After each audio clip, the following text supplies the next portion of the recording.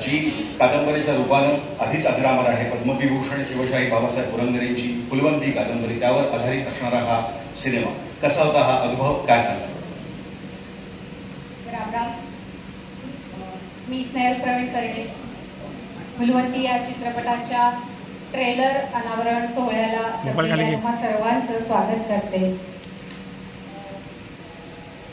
खरं तर जिच्याबद्दल बोलल्याशिवाय या चित्रपटाबद्दल बोलणं पूर्ण होऊ शकत नाही, अशी तुम्हा आम्हा सर्वांची लाडकी प्राजक्ता माळी हिची पहिली निर्मिती असलेला हा चित्रपट आहे.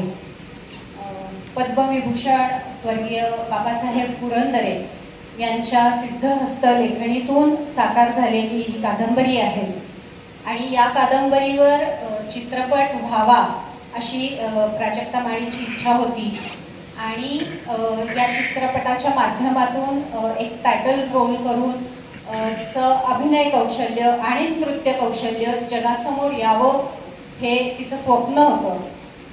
हे तिचं स्वप्न या चित्रपटावरती काम करताना आम्ही सर्वांनी तिचं हे स्वप्न पूर्ण करण्याचा प्रयत्न केला आहे. बाकी आम्ही निमित्त मात्र आहोत, सगळं श्रेय तिचं आहे.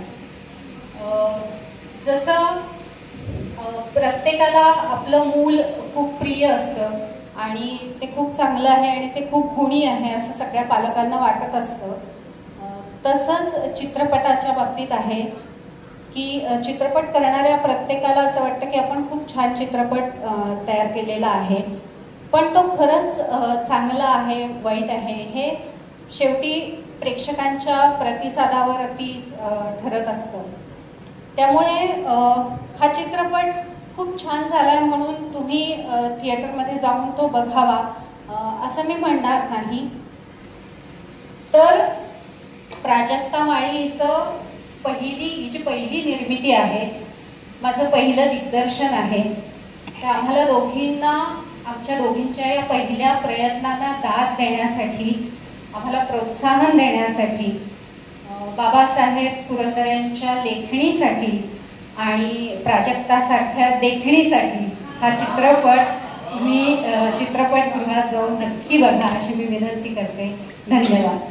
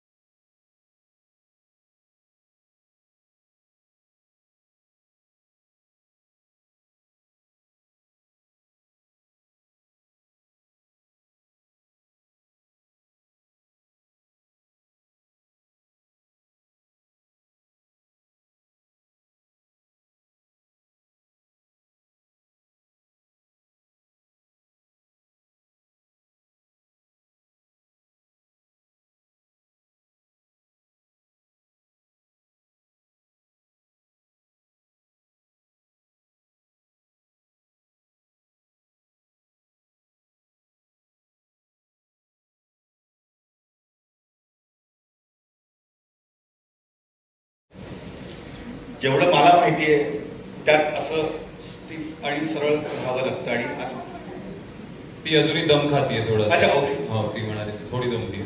शास्त्रीची आणि बाईंच्या शब्दाबाहेर आपण नाही. अजिबात आहात की नाही ते आम्हाला 11 तारखेला समजणार आहे. पण कश्मीर तूही अतिशय सुंदर दिसलास आणि ही तशी तुझी दुसरी ऐतिहासिक पात्राची भूमिका.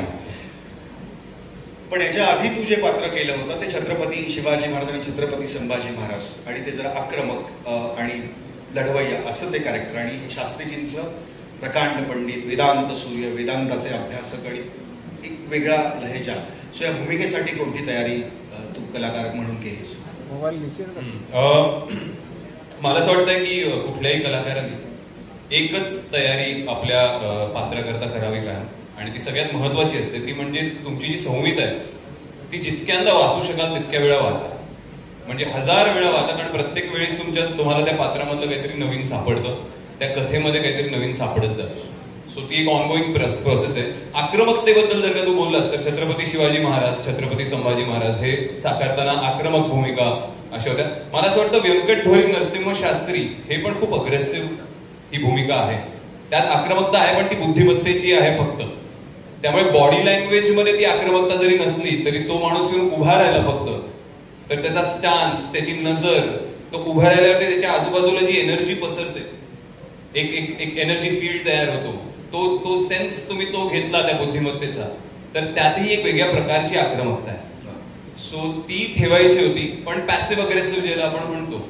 आणि कायम सीन्स करत असताना मी स्नेहल आणि प्रवीण यांच्याशी बोलत होतो की एखादा शॉट झाला, एखादा सीन झाला आणि शास्त्री बुवा एखादी ओळ बोलून गेले किंवा नुसते उभे राहिले आणि एक लुक दिला की त्यानंतर मी नेहमी त्यांना जाऊन म्हणत होतो की बुद्धिमत्ता ही खूप शांत असते, बुद्धिमत्ता ही नेहमीच शांत असते, असं आपण सारखं एकमेकांना बोलत होतो. ते असं सतत जाणवत होतं व्यंकट ढोरी नरसिंह शास्त्री साकारतात. पण याच्या आधीच्या इतर ज्या भूमिका आणि भूमिका खरं तर ऍब्सोल्यूट वेगळी आहे.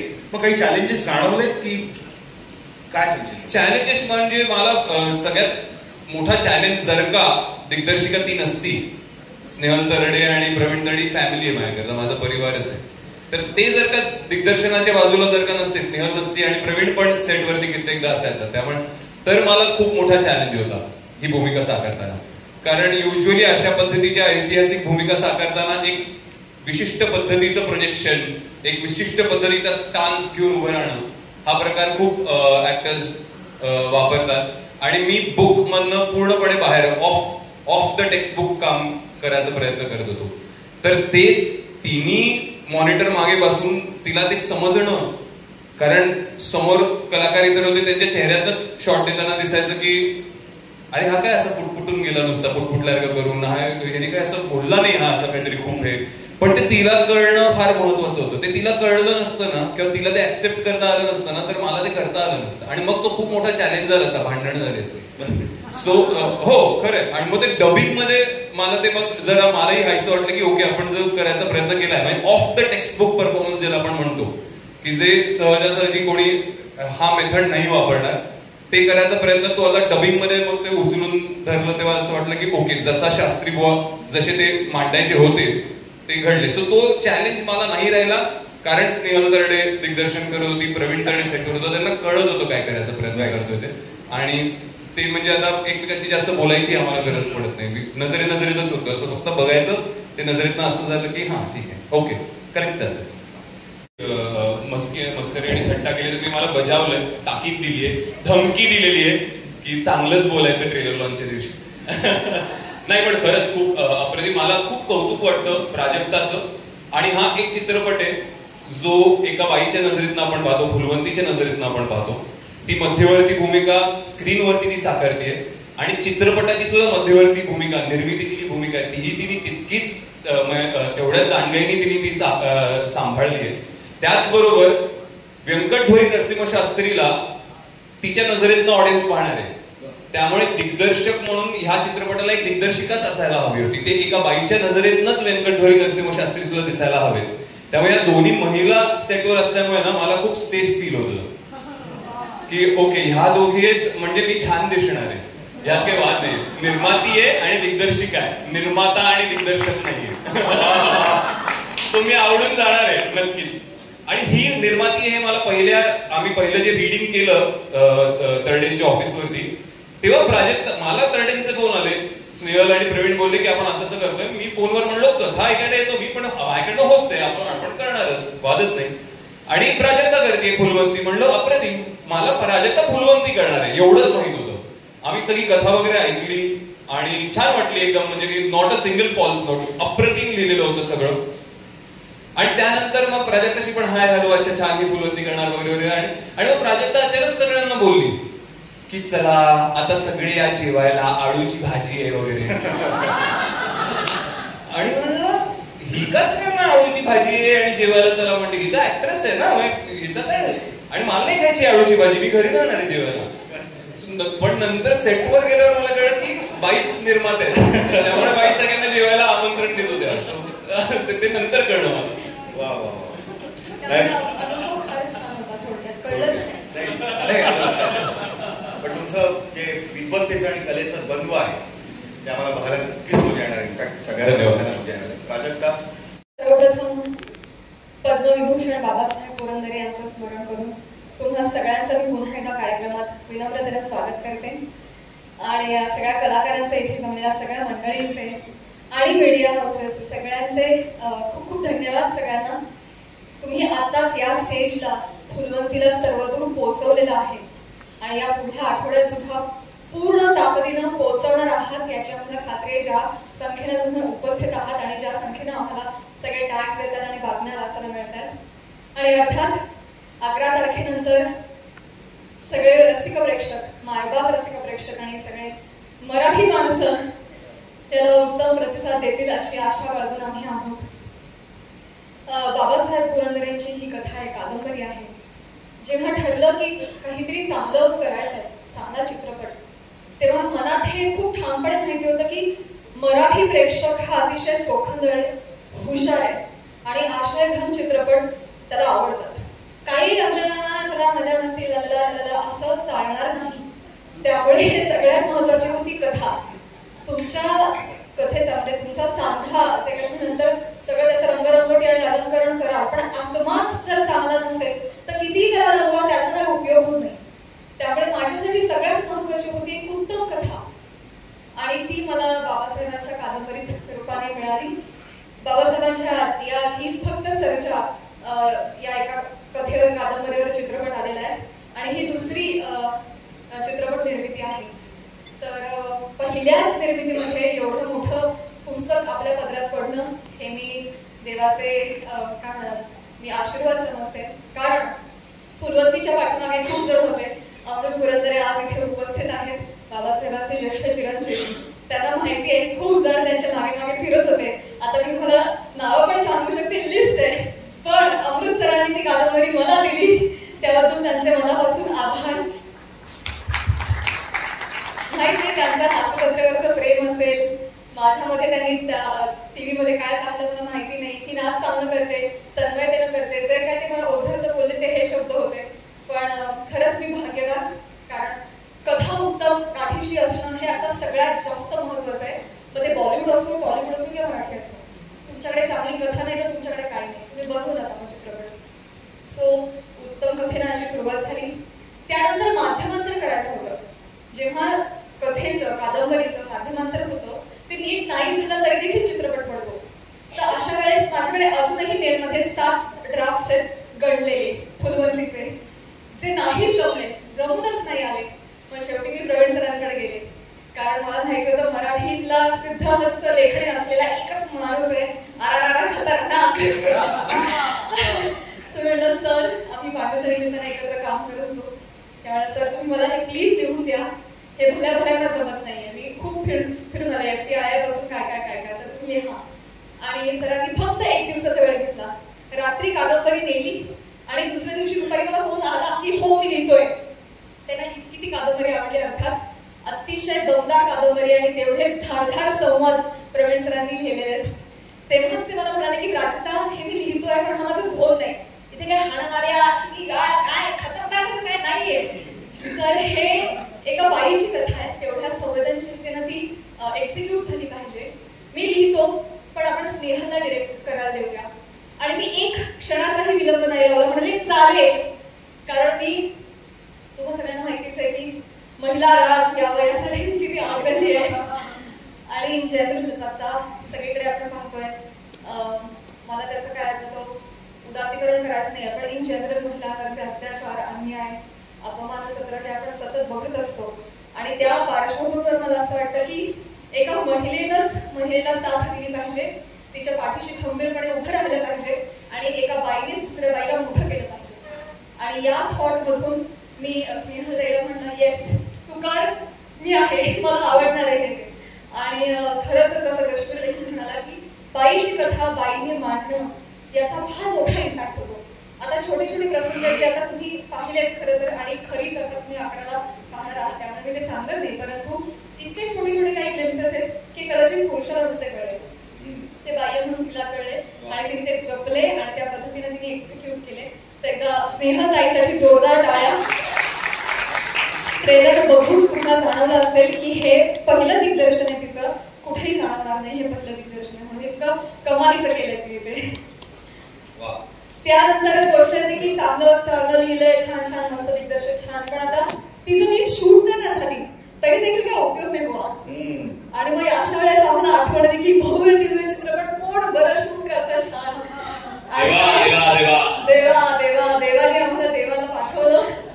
आणि हिरामंडी, बाजीराव मस्तानी, पद्मावत असे सिनेमे ज्यांनी शूट केलेले, असे महेश लिमये, द महेश लिमये. आता सुद्धा ते रामायण जी एक मोठी फिल्म बनली आहे त्या सेटवर इथे आलेले, हे म्हणतात कट करा. पण एवढा मोठा सिनेमॅटोग्राफर आम्हाला मिळाला. माझ्यासाठी ही पर्वणी होते की ज्यांनी दीपिका, प्रियंका, करीना ह्या सगळ्यांना शूट केलंय, त्यांच्या लेन्समधून दाखवलंय, त्यांच्या लेन्समधून आपण सगळ्या महाराष्ट्राला दिसणार आहोत, हे मला फार भारी वाटतंय.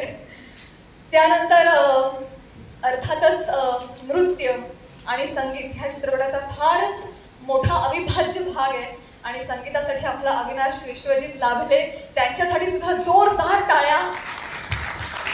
हे त्यांचं पहिलं अविनाश विश्वजित म्युझिकल आहे आणि ते का आहे तुम्ही पाहताय आता, कारण त्यांनी 100हून अधिक कलाकार ह्या गाण्यांसाठी, बीजीएम साठी त्यांनी एकत्रित आणले. लेयर्स बघायला मी जेव्हा रेकॉर्डिंगला जाते ना, ते हा तबला जरा खटकतोय दादा, बरोबर बघतो असं म्हणून ते खाली स्क्रोल डाऊन करतात ना, तेव्हा मला कळतं की ती लेयर्स आहेत, ते शोधावा लागतो. इतके लेअरिंग त्यांनी ह्यासाठी केलेले आहेत, इतके सुंदर गायक बेला शेंडे, राहुल देशपांडे, आर्या आंबेकर आणि आमची वैशालीताई जिनं लावणी गायली. माझा हट्ट होता की प्लीज वैशालीताईला गाऊ दे, तर मदन म्हणजे तिने गायलं. सर इतके सुंदर सुंदर गायक त्यांनी आमच्यासाठी ऑनबोर्ड आणले.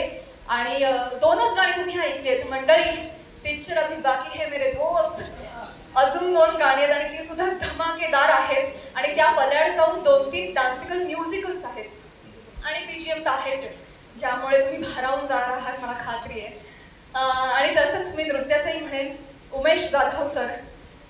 कसं आहे ना की अभिजात कथा आहे, पण त्याला जर अपील नसेल आत्ताच्या प्रेक्षकांना तर मजा येत नाही.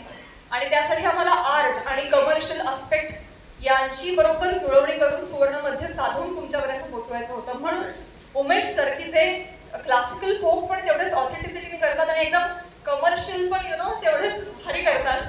तर भव्य करायचं होतं, मोठं करायचं होतं आणि युजे सरांचा हात कोणी धरू शकत नाही त्या बाबतीत. पहिल्या दिवसापासून मला ओरडत होते 2 सीन कमी शूट कर, पण मी गाण्यावर कॉम्प्रोमाइज करणार नाही, तुझ्या मागे 20 मुली नाचल्याच पाहिजेत. आणि खरंच त्यांनी आम्हाला करायला लावलं. 2 सीन नाहीच झाले आमचे, पण आम्ही गाण्यावर कॉम्प्रोमाइज नाही केलं.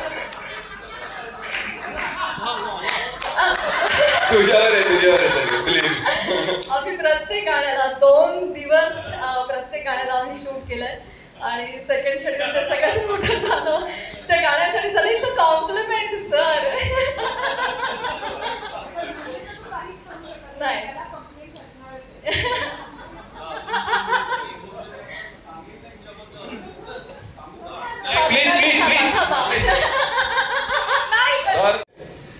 पण ह्या चित्रपटामध्ये एक गोष्ट राहिली सर.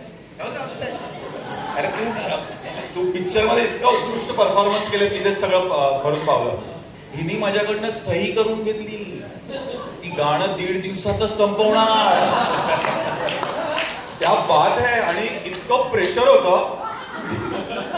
महेश लिमयला म्हटलं, अरे तिने असं असं केलेलं आहे. अरे नाही असं कसं होणार, आपल्याला वेळ तर लागणार, प्रत्येक सिक्वेन्स आपल्याला चांगल्या पद्धतीने शूट करायची आहे. पण तिने हे एवढ्या करता केलं की ते 2 दिवसापेक्षा जास्त दिवस होऊ नये म्हणून कदाचित प्राजक्त तू हे केलं असावंस. आणि त्याच इंटेन्सिटीमुळे आम्ही सगळ्यांनी काम केलं. सो माझ्या आयुष्यात मी म्हणेन की असं एक फुल आलेलं आहे फुलवंतीच्या रूपाने, की जिचा सुगंध मला वाटतं संपूर्ण महाराष्ट्रात नाही तर देशभरात पसरतोय आणि तो विदेशात सुद्धा पसरेल. आणि हे फुल मला वाटतं 11 तारखेला सगळेच बॉक्स ऑफिसवर घ्यायला येणार आहे. आणि हे फुल इतकं चांगलं का, याचा सुगंध इतका चांगला का, ह्यांनी जे चॅलेंज दिलेलं आहे ना त्याच्या बाबतीत आहे. आणि नृत्य आणि अध्यात्माची ही परीक्षा आहे ती 11 तारखेला आपण पास होऊ असं मला डेफिनेटली वाटतं. Thank you Prajakta once again. Thank you Mangesh Pawar. Thank you so much. I love you Snehal Tarde आणि प्रवीण तरडे. कारण मी प्रवीण तरडेचे सगळेच चित्रपट केले पण स्नेहल बरोबर काम करण्याचा हा पहिली संधी होती. Thank you so much. आणि ती खूप अभ्यासू आहे, खूप अभ्यासू आहे. असं कमी वेळा मी बोलतो, खरंच खूप अभ्यासू आहे. आणि इथे संपूर्ण टीम म्हणजे मानसी आत्तर्डे असेल, महेश लेमय असेल, एकनाथ कुठे आहे, काय भव्य दिव्य सेट, एडिटर आमचा, सगळ्यांनी आपले lyricist, singers. Thank you Vishwajit, Avinash. माझा हा पहिला असा चित्रपट आहे ज्या चित्रपटामध्ये मी जवळजवळ 10 सिटिंग म्युझिक डिरेक्टर बरोबर केल्या आणि त्याच्यासाठी त्यांनी परमिशन पण दिली. सो खूप छान सिनेमा आहे. याच्यामध्ये तुम्हाला भरतनाट्यम बघायला मिळेल, कथक बघायला मिळेल, फोक बघायला मिळेल, लावणी बघायला मिळेल और बहुत कुछ देखने मिळेल. सो 11 तारीख को फुलवंती देखने जरूर जाना. Thank you so much. Thank you. Sorry सांगायचा मुद्दा की तुम्हाला जे आता इथेही खोटी फुलं दिसत आहेत पण आमच्या सेटवर कुठेही कुठलंही फुल खोटं वापरलेलं नाहीये. आम्ही जे दिवे वापरले ते सुद्धा कुठेही खोटे दिवे नव्हते, इलेक्ट्रिक्स नव्हते, सगळे आम्ही खरे दिवे वापरले. आम्ही वाती वेळेला माणूस सेटवर ठेवला तर पूर्ण वेळ की आम्ही बीट किंवा तेलावर त्या तेलासाठी आम्ही सगळ्यात जास्त आपण काश्मीरला खाली पाठवूया.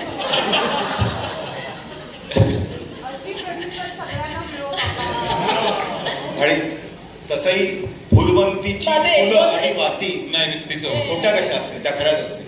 फुलवंती कम्प्लीटेड. मी नाही माझं बोलणार, मी नाही. सो सगळे तंत्रज्ञ, सगळे कलाकार, ह्या सगळ्यांचेच मनापासून आभार. आणि पुन्हा एकदा मला सगळ्या मराठी जनांना हेच सांगायचं आहे की कथा आवडली नाही बुवा, कसं शूट केलं यार, हे गाणी अजून चांगली हवी होती, असं आम्ही बोट ठेवायला जागा नाही ठेवली आहे. तुम्हाला एक अतिशय उत्तम कथानक, त्याची उत्तम बांधणी, त्याचं उत्तम एक्झिक्युशन, भव्य दिव्य सेट, नृत्य, संगीत, कलाकारांची फौज, उत्तम उत्तम तंत्रज्ञ आणि ह्या सगळ्याबरोबरच इमोशनल ड्रामा, कौटुंबिक सिनेमा, आशयघन सिनेमा आम्ही तुमच्यासाठी घेऊन आलेलो आहोत. नवरात्र चालू आहे, शक्तीची नवरूपं आपण सगळे अनुभवतोय. ह्या चित्रपटामध्ये सुद्धा फुलवंती, लक्ष्मी, पेशवेणबाईंच्या रूपानं तुम्ही ती सगळी नवरूपं अनुभवाल अशी मला खात्री आहे. आणि नवमीला म्हणजे 11 तारखेला आमचा सिनेमा प्रदर्शित होतोय. माझी तुम्हा सगळ्यांना विनंती आहे की शक्तीची ही नवरूपं तुम्ही बघायला 11 तारखेला सिनेमागृहात या. आणि मराठी चित्रपट सृष्टीमध्ये आपलं काहीतरी एक पुष्प आपण अर्पण केलं पाहिजे या हेतूनं ह्या सिनेमाची आम्ही सगळ्यांनी निर्मिती केलेली आहे. आम्ही हे मराठी चित्रपट सृष्टीला हे अर्पण करतोय. पण 11 तारखेपासून हा चित्रपट सगळ्या मराठी माणसांचा व्हावा, मराठी संस्कृतीचा झेंडा सगळ्यांनी उचलून धरावा आणि दसऱ्याला खऱ्या अर्थानं या चित्रपटाद्वारे मराठी चित्रपट सृष्टीने सीमोल्लंघन करावं अशी आमची इच्छा आहे. 11 तारखेपासून हा सिनेमा तुम्हा सगळ्यांचा होतोय. मराठी संस्कृती जपण्याचा, मराठी माणसाचा केंद्रबिंदू जपण्याचा आम्ही प्रयत्न करतोय. आणि काय योगायोग पहा, कालच मराठी भाषेला अभिजात भाषेचा दर्जा मिळालाय आणि आम्ही आज ट्रेलर लॉन्चसाठी घेऊन येतोय. तर मी म्हटलं त्याप्रमाणे बाबासाहेबांची कथा आहे, अभिजात लेखणी आहे, अभिजात काळ आहे आणि तो आम्ही साकारण्याचा प्रयत्न केलाय. सगळ्या अभिजात मराठी मनाने याला उचलून धरावा अशी नम्र विनंती. आणि तुम्ही सगळेजण हा चित्रपट सर्वदूर पोचवाल अशी खात्री वाटते. अजून खरं राहिलंय माझा अजून कारण तू 2 भूमिकेत आहे, निर्माती आणि अभिनेत्री. अजून राहिलाच आहे, कारण की हे सगळं बघा, कलाकार म्हणून आपण वेडे असतो, सगळे वेडे तंत्रज्ञ कलाकार आपल्या पाठीशी येतात, त्या सगळ्या वेड्यामध्ये सगळेजण एकदम झोकून देतात, पण पैशाचं सोंग काढता येत नाही हो. एवढा मोठा सिनेमा एक मुलगी घेऊन येते म्हटलं तर कोण घासावेल पैसे टाकायला. सगळ्यात पहिली जी भीती होती किंवा जिथे मला सगळ्यात मोठा संघर्ष करावा लागला तो पैशांसाठीच डेफिनेटली. कारण जेव्हा पिरियड फिल्म येते, ऐतिहासिक चित्रपट येतो, तेव्हा पैसा हा सगळ्यात महत्वाचा मुद्दा असतो. आणि ह्यासाठी सगळ्यात प्रथम माझ्या मित्रानं मंगेश पवारनं धाडस केलं, त्याबद्दल त्याचे मनापासून आभार. त्याच्याने काळा मंगेश पवार. तर सगळ्यात पहिल्यांदा त्याने हे धाडस केलं आणि माझ्यावर विश्वास टाकला. त्यानंतर अर्थातच अमोल जोशी सर को प्रोड्युसर म्हणून आम्हाला लाभले. त्यांनी देखील फक्त 2 दिवसामध्ये प्राजक्ता तू करतेस, पॅशनेटली करते, त्यांना कळलं हां मी आहे, तू कर, काय करायचंय, हां ठीक आहे मी आहे, इतकं प्रांजळपणे त्यांनी होकार दिला. तर अमोल जोशी सरांचे देखील मनापासून आभार. पण तरी देखील मोठा सिनेमा आहे, तरीही पैसे कमी पडत होते आम्हाला आणि तरीही एक मसल पॉवर हवी होती, एक स्ट्रेंथ हवी होती. आणि जी स्ट्रेंथ आम्हाला, रॅदर मी म्हणेन आम्हाला नवसंजीवनी मिळाली ती पॅनोरमा स्टुडिओजच्या मुळे. तर ह्यासाठी कुमार मंगल पाठकजी, जोरदार टाळ्या वाजून आपण त्यांचं स्वागत करूया. त्यांनी ह्या चित्रपटावर विश्वास दाखवला आणि पहाडासारखे आमच्या पाठीशी ते उभे राहिले.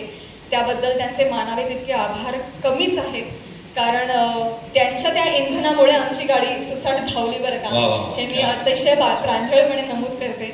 आणि मी म्हणेन की कुमारजींना कन्व्हिन्स करण्यामध्ये एका व्यक्तीचा खूप मोठा हातभार होता आणि ते म्हणजे आमच्या सगळ्यांचे लाडके मुरलीधर चटवानी सर.